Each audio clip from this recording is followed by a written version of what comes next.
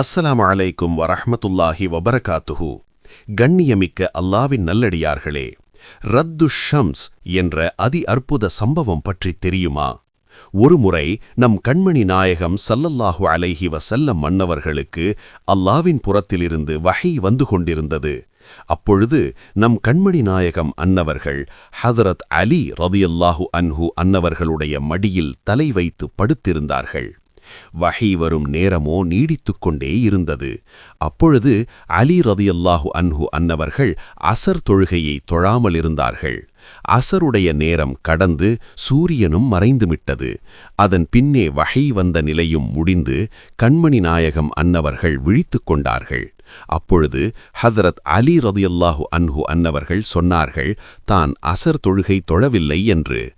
அதை கேட்ட நம் கண்மணி நாயகம் ஹதரத் ரசூல் ஸல்லல்லாஹு அலைஹி வஸல்லம் அன்னவர்கள் இறைவனிடம் துஆ செய்தார்கள்.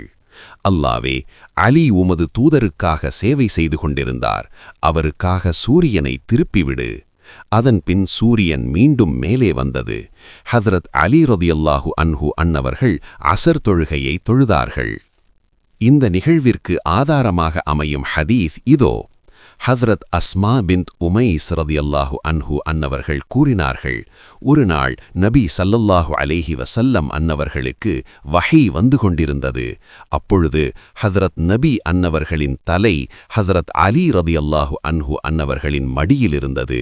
அதனால் ஹதரத் அலி ரதியல்லாஹு அன்ஹு அன்னவர்கள் அசர் தொழுகையை தொழாமல் இருந்தார்கள்.